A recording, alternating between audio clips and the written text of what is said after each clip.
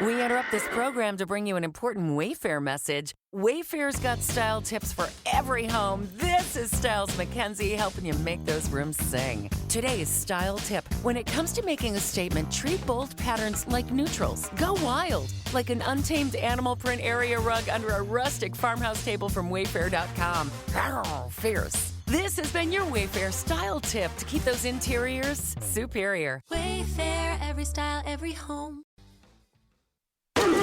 This is Live Bet Saturday on VSiN, the Sports Betting Network.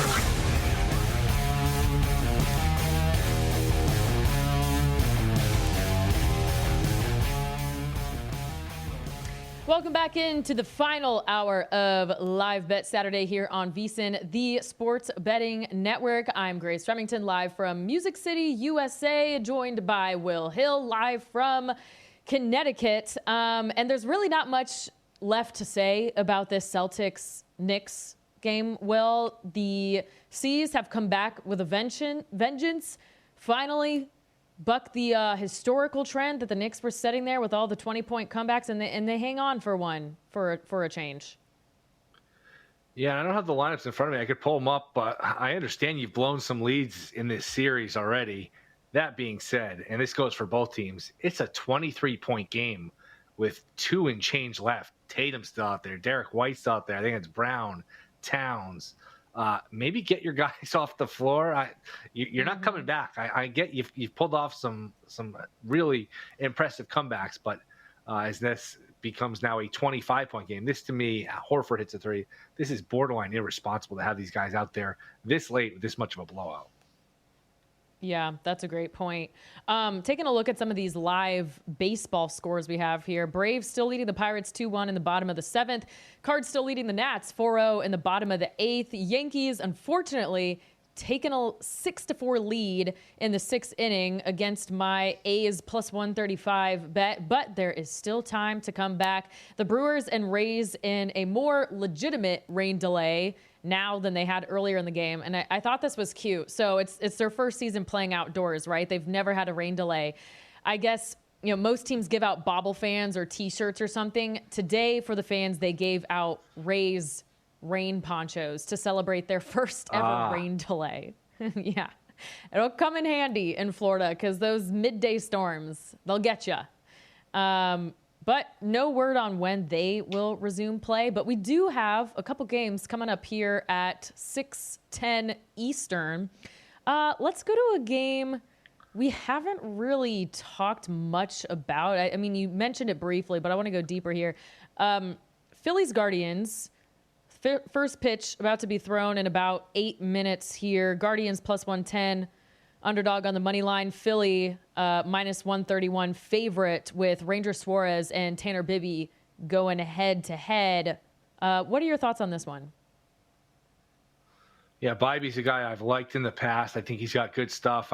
Thought he was maybe even a sleeper to flirt with a Cy Young. I think he's that good. Thought he was that good coming into the season in the short a couple of years he's been in the league. He has just regressed big time this year. I know it's only a month in, and we'll see what the rest of the season presents, but location hasn't been good. He's gotten hit hard. They're lifting the ball. They're hitting homers off. He's been bad. He's been really shaky, and a lot of it comes from just shaky command because the stuff's good. If his command was good, I think he'd get people out. Suarez has only had one start this season. It was his last time out. It's always dangerous to back a guy in their first start out. They're rusty. They haven't faced big league hitting. Are they still fully recovered from their injury? All those types of things are at play. But Suarez, even though he got hit, gave up 7 runs, and he was not good, he got a lot of swings and misses. He had 6 strikeouts. So I like the Philly lineup better than the Cleveland lineup, and I think that Suarez will bounce back his second time around. I'm worried about the Bibby command now that I'm talking this through. Mm-hmm. Maybe. And I'm curious what you think. Maybe just a Philly team total over. Probably looking at the total here, it's probably 4.5. So maybe that's the better way to play it. What are your thoughts in general on this game? I know as I'm looking at this, I think I might want to bet the over 8 at minus 105. A lot of people don't talk about this, but there are key numbers in baseball betting. 7 and 9 are the most common baseball totals. And with this weather boost today, I think there's a good chance we get to 9. The temperature is increasing from 56 degrees yesterday to 72 today. And we're getting some wind, 8-mile-an-hour winds out to right field. So I like the hitting boost we're going to get here. Ranger Suarez, I know he's a great pitcher, but we only have one game this season. When it's someone coming back from injury, I'm just not too keen on backing them yet. Yeah. I need at least 3 games to kind of, make that a legit sample size. I mean, Tanner Bibby, however you say it, you were spot on with him. The command has been a huge issue. His strikeout rate is down from a career average of 24.5 to 17.6%.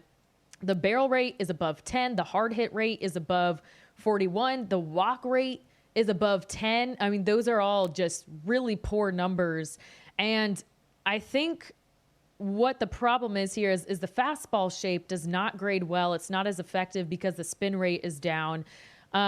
He backed off his changeup and curveball and is now throwing a slider cutter mix with that fastball. But both of those pitches are out of the zone a lot compared to last year. And he throws those 2 pitches, the slider cutter, a combined 55% of the time. And each one has an expected weighted on base average of 389. For context, it should be 320 or lower. So those are just not good pitches, and he's throwing them more than half the time. So I like your idea of the Phillies team total. I kind of think Cleveland's going to hit too. So I might just bet them to get that 9th run and take the over 8 here. But we do have another one set. Let me jump in real quickly because there's something betting relevant here. The Celtics-Knicks game is over, 115 to 93. Thinking, all right, what's the big deal?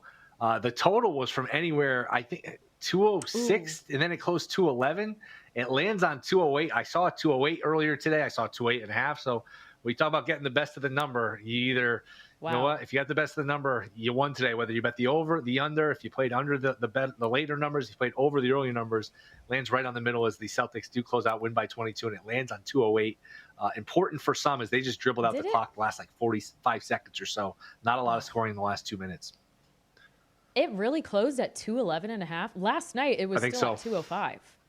That's wild. Yeah, no, it got bet. Over got bet big time. Wow. Okay. Yeah, I mean, like I said earlier, that it was just a major overcorrection going from 218.5 game 1 to 211 game 2 to 204. I mean, that one was just a huge flub by the books, I think. Let's get to this Rangers-Tigers game because they're gonna throw first pitch in about 3 minutes here. But we have DeGrom against Jack Flaherty. The Rangers a minus 124 favorite here. Detroit plus 105. What are your thoughts on this one? Rangers first 5 money line. Not fond of how Flaherty's thrown the ball recently. I know the Tigers have been outstanding, and some of that's coming against Colorado, which is just, boy, we can get to them. I don't know. I don't know that Colorado's going to win 40 games this year. That is a dreadful, dreadful baseball team. Not that I'm breaking any news, but DeGrom hasn't put up the video game stats in terms of the velocity, the strikeouts, but he's still been really good. I think he's trading some velocity for just, location and just keeping the arm healthy, pacing himself a little bit. I think Texas at some point will start to hit more than they have, which is not saying a lot because they just have not swung the bats well at all. But I like the pitching advantage here with DeGrom. I think DeGrom first 5 money line minus 120 is a decent bargain here. Which way are you leaning, if anything, here? So I bet the Rangers minus 106 last night. They're now minus 120, so the market has moved my way. But I'm having a little buyer's remorse with all the first 5 you're giving out here. Man, I used to bet a lot of first 5s in the past, and for some reason I've gotten away from that. But I really need to pivot back because most of my capping is around the starting pitchers. But you know what? I placed the Rangers minus 106 in the full game, so I got to write it out now. But DeGrom, we were talking about him earlier. Compared to the standard which he has set to himself, he's not lived up to that. And yet, when you compare him to the rest of the MLB, his numbers still rank in the top 15 to 20% of all MLB starters. Yeah. A 6% walk rate, 6.8 barrel rate, 33% hard hit rate. Those are all fantastic. His strikeout rate is down a little bit, and I do think he should be or he's due a little bit of negative regression. You look at his 2.61 ERA, he has a 3.71 FIP. So that's not great, but I don't feel great about Jack Flaherty either. His ERA, 3.79, the expected ERA, 3.8. So it looks like the actual results are true.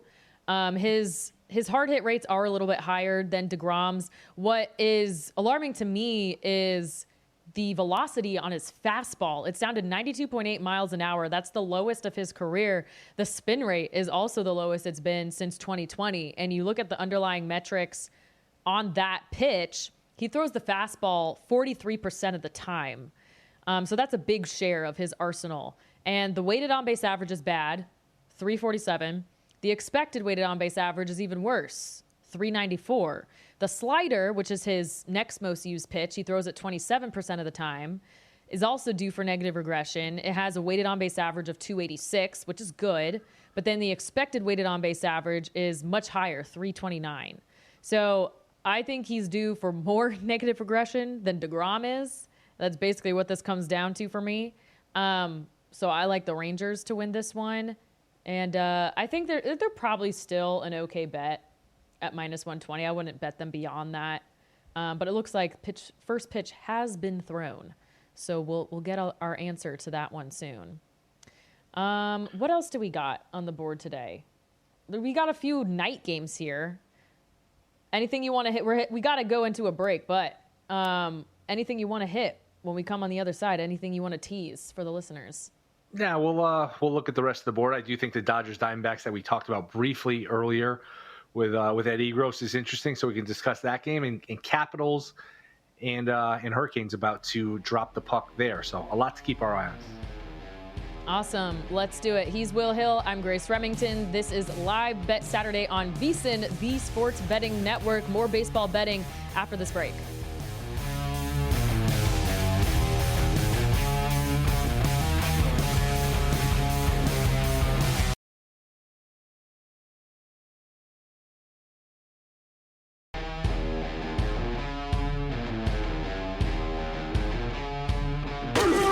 This is Live Bet Saturday on VSiN, the Sports Betting Network.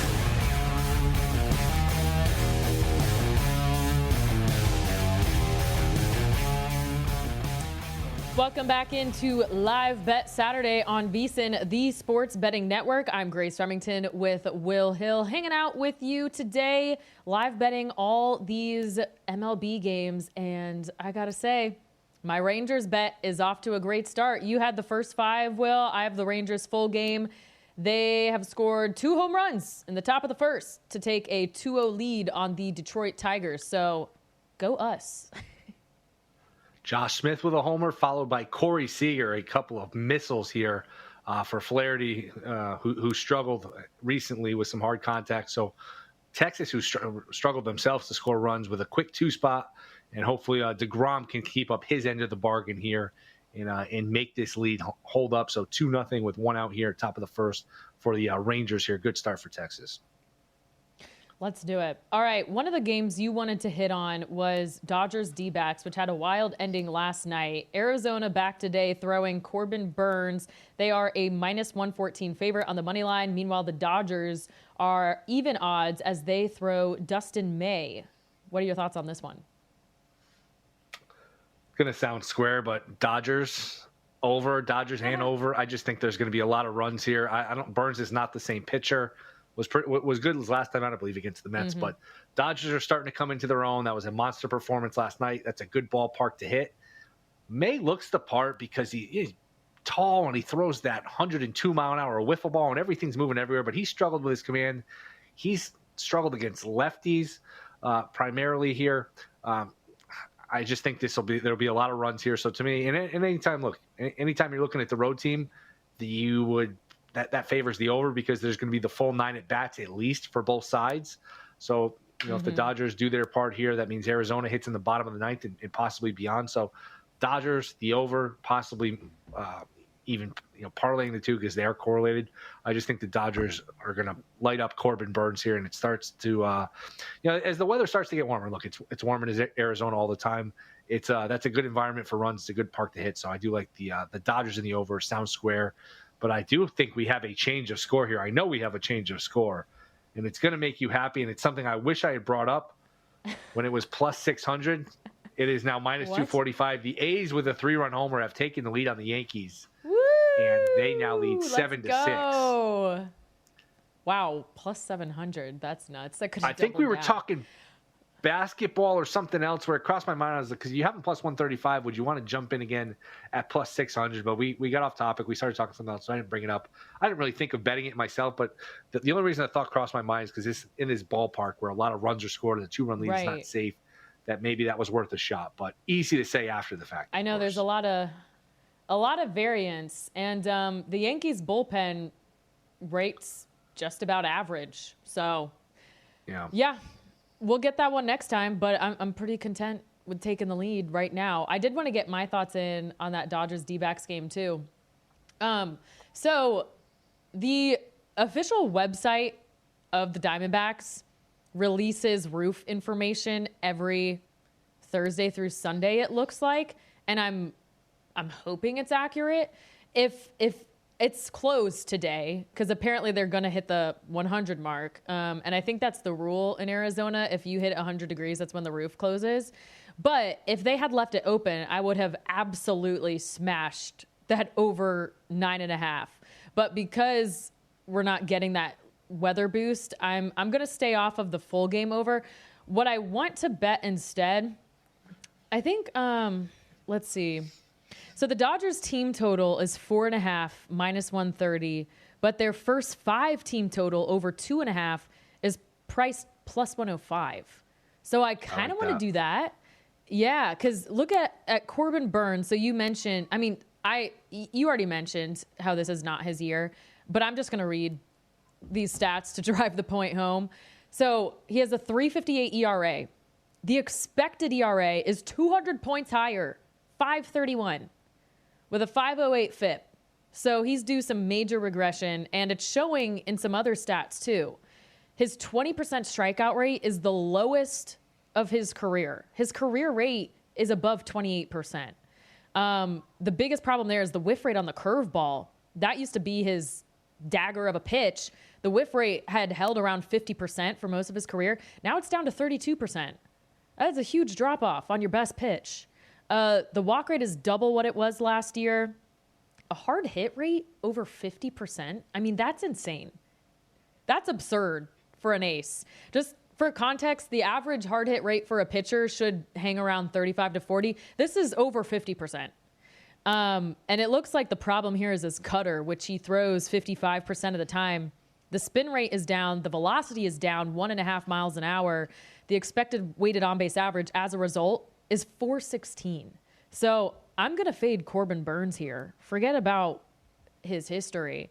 Let's take the Dodgers' first 5 team total over 2.5 at plus 105. I have to plug that one in right now. Anything else you like on the board?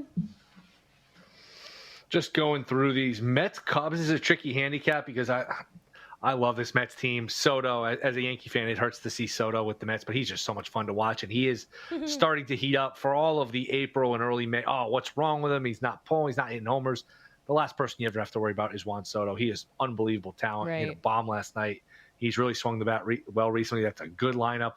But the problem is Keller's going for the Cubs. He's an opener, and then we're going to Horton, who is a big-time prospect, first-round pick against this Mets lineup. So that's going to be more of a wait and see. I would look to the Mets. The Cubs have not swung the bats well these last few days. I think they've lost 4 out of 5 now. They've been struggling after a really good start, which is just typical. Long season, everyone's going to have ups and downs. It's just a tricky handicap with the opener and the fact that we haven't seen Horton before. So that's going to be one that's at least fun to watch. And I know it's the White Sox and the Marlins. It's a game nobody wants to watch, but let's see. Under 8, I don't like playing the full game under 8, but if you can get an under 4.5 in the first 5, Shane Smith is underrated. Shane Smith is really underrated here for the White Sox. He's in a lone bright spot as I'm pulling up the totals. Under 4.5 is minus 135 for the first 5. Cabrera has fantastic stuff now. He'll lose command. He'll walk people. He can blow up in any inning. But if he's on, he can give you good performance. So I will go under 4.5 in the first 5 here. I think Smith is underrated, and I think Cabrera's stuff is enough where you're looking at like 2-1, 2-2 game after 5. So under 4.5 in the first 5 is one I'm looking at there. Anything else on your radar? Anything you might not want to bet, but you're interested in watching? What are you looking at here in terms of the night schedule? So you said you were on the first 5 under for Marlins White Sox? Yeah, under 4.5, minus 135 at DraftKings. Okay. Yeah, I don't know if I want to risk that. The thing about Shane Smith, I do think he's due some negative regression, and it's kind of it's his first season. And I know we have 7 starts out of him, but 2.41 ERA, a 3.88 expected ERA, a 3.40 FIP. Strikeout rate is not as high as the minors, which you would expect. It's obviously harder to get major leaguers out. But I don't know. I was capping that yesterday, and I was starting to get excited. Then I was like, who the heck is watching Marlins White Sox? But one bet, hold on, I do have another bet here. Giants Twins. I kind of like the under 7.5 here. One of our lower totals of the day. But we have slightly better pitching weather. The humidity is dropping from 36% to 26% day over day, which means the ball will be moving better off the mound and then won't be traveling as far when it's hit in the air. And we have 8-mile-an-hour winds blown in directly toward home plate. So love the weather boost we're getting to the pitching here. I like both starters as well. Logan Webb. Looks like his 2.61 ERA is pretty accurate. He's throwing a career high strikeout rate, has a very low barrel rate. His worst starts this season have come against really good offenses, Cincinnati, the Yankees, and the Padres. But Minnesota, he doesn't have to worry about that. They're a below average offense.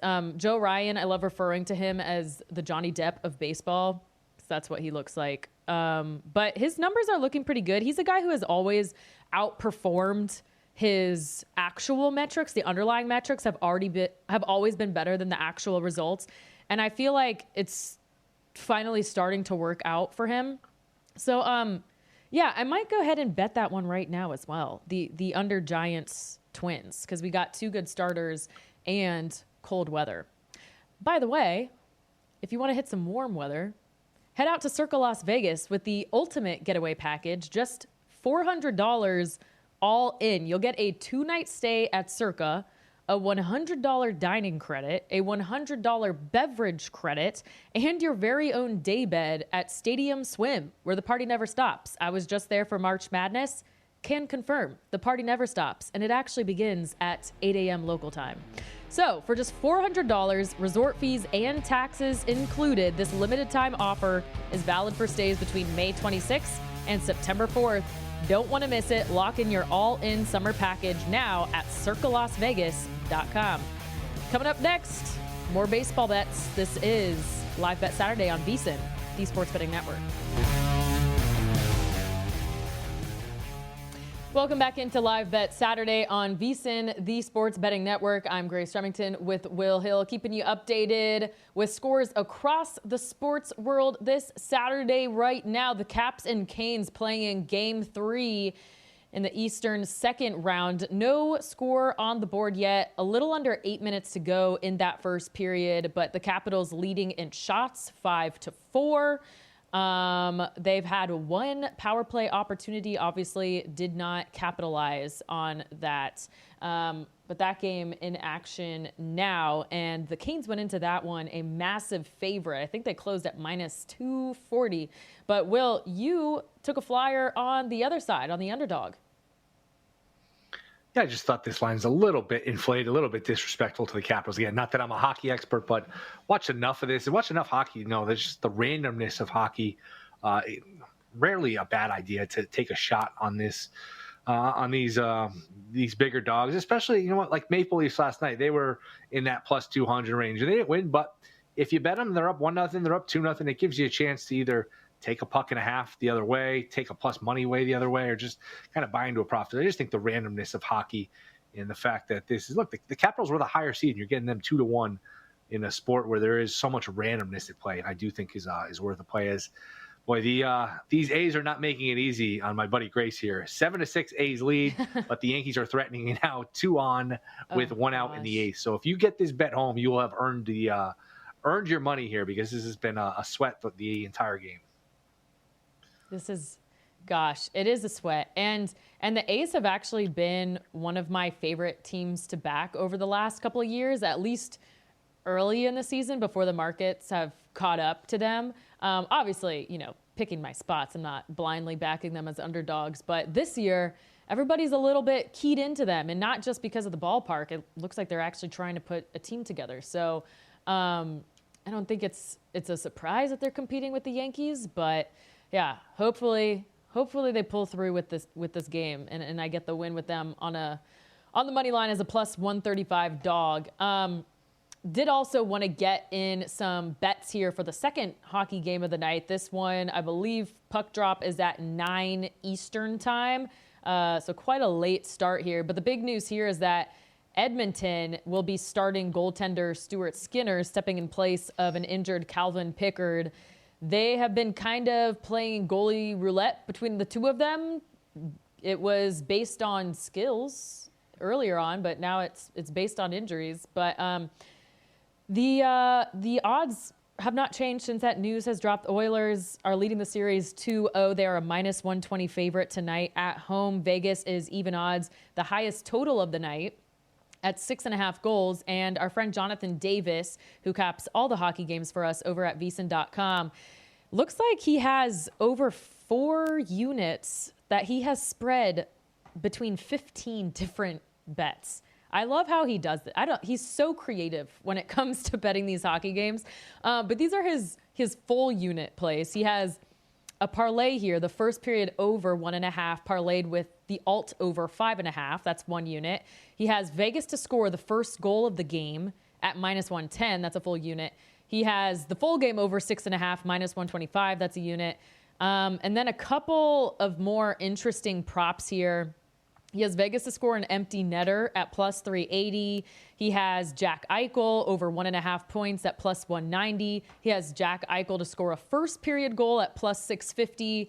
A couple more here. Mark Stone, an anytime goal at plus 220. Corey Perry, anytime goal at plus 290. So if you want to see more from Jonathan Davis, he's posting his sides, totals, and props every day of the week for every hockey game. And it's really great stuff because he gets way into the weeds and just finds 10 to 15 ways for you to get involved in the game every time. So thanks to Jonathan Davis for that.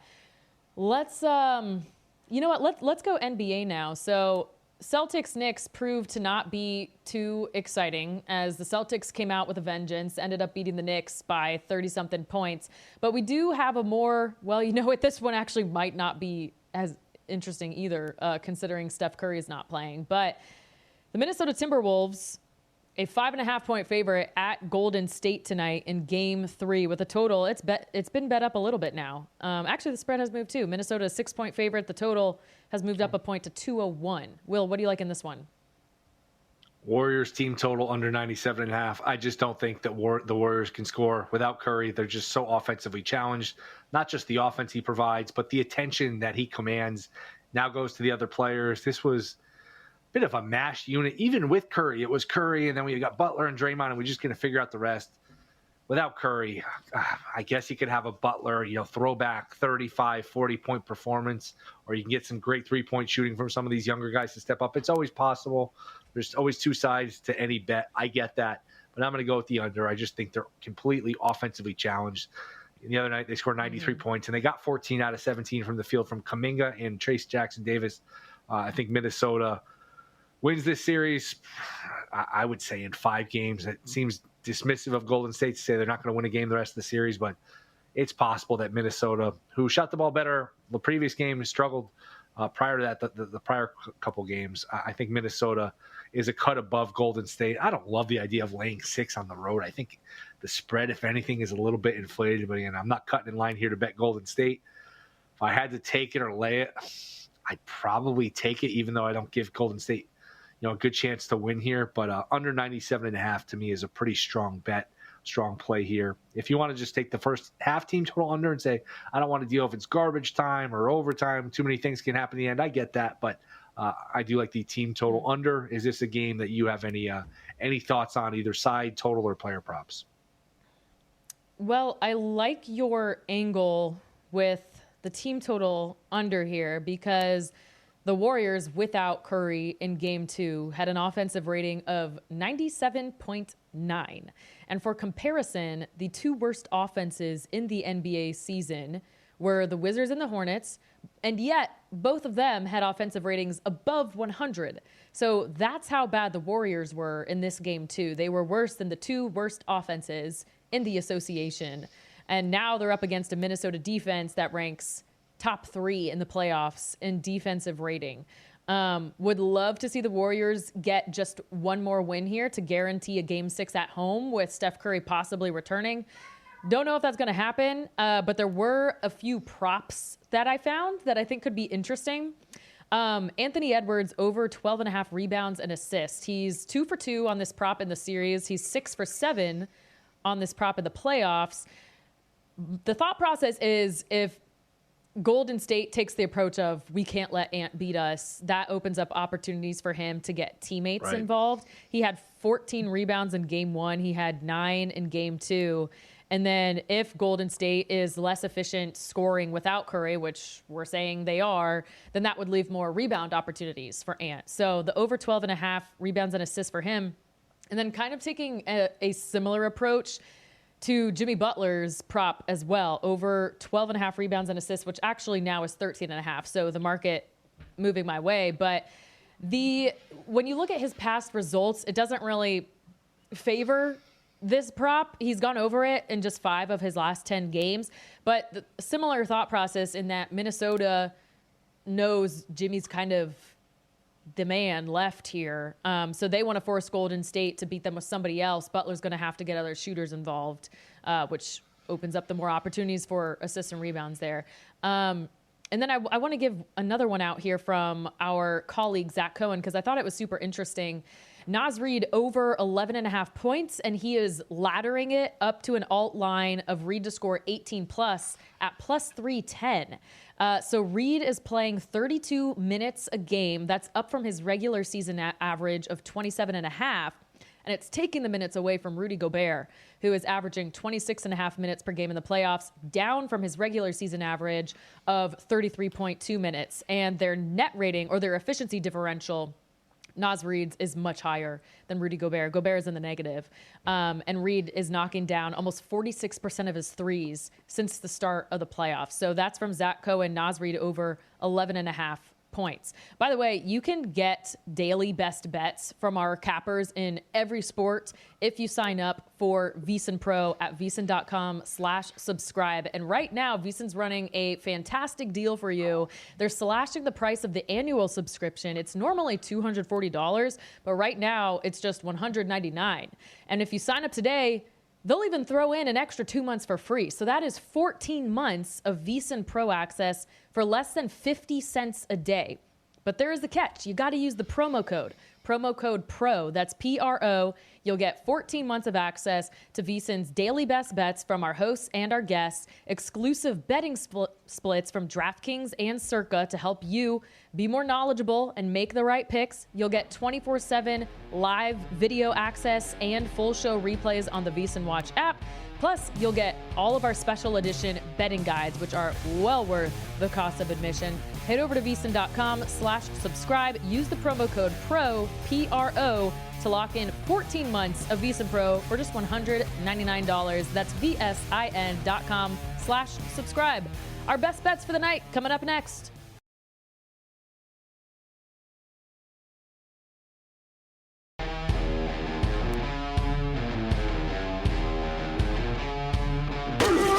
This is Live Bet Saturday on VSiN, the Sports Betting Network.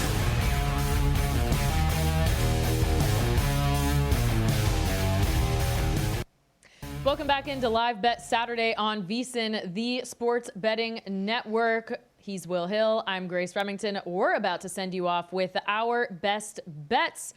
You can get the GBank Visa Signature Card today. Most credit cards treat sportsbook and gaming transactions as cash advances. That's even when you put your own money on the card. GBank treats gaming transactions as purchases. So you're saving up to 3 to 5% on cash advance fees on gaming transactions right there. Also with GBank, you're earning 1% cash back rewards on all eligible sportsbook and gaming transactions, and 2% cash back rewards on all eligible purchases. Apply now at vsin.com/GBank. That's VSIN.com/GBank. So, Will, why don't you lead us off? And we'll start with the NBA. We'll keep it nice and organized here. So your best bet in the NBA. Warriors team total under 97.5. Talked about it a few times, so I don't want to belabor it, but major issues putting the ball through the hoop without Curry. I would expect that to continue tonight. So Warriors team total under is one. And then we'll go to baseball. I will go Royals, Red Sox. First 5 under 3.5 with Crochet and Reagans. I would say the 2 best lefties in baseball, but of course, Turek Skubal does exist. So the second and third best lefties in baseball should be a fun one. I could see this being, 1-0 after 5, 1-1, 0-0. This should be a great pitching matchup. Even though Crochet is not as great as his surface stats, this should be a really good pitcher's duel between those two. So under 3.5 in the first 5 there.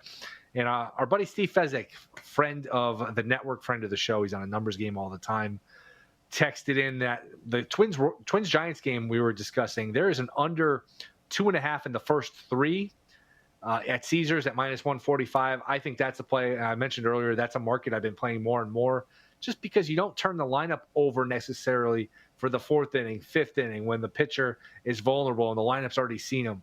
I like to get in, get out those first 3, especially when you got 2 good pitchers. Oftentimes are 1-0, 1-1. So I like getting the 2.5 under there, even though it's a little juiced at -145. Ryan and Webb, 2 outstanding pitchers. Want to get in, get out. Should be a low scoring start. So under 2.5 in the first 3, Twins and Giants. And I'll throw in Dodgers money line. I think they hit Burns. Tempted to parlay it with the over because I do think it's correlated, especially as the road team, but I'll just leave it as the Dodgers facing Burns here. Anytime you get the Dodgers and there's not a minus price next to their name, I think is a good situation. And plus, Burns has not been great. I think he's overvalued based on his previous success. So what do you have here heading into this Saturday night? Well, we are on the same side in many different ways. You hit on Red Sox Royals first, so let me go there. I actually got a couple leans in this one, and it's on both of the K props for these pitchers.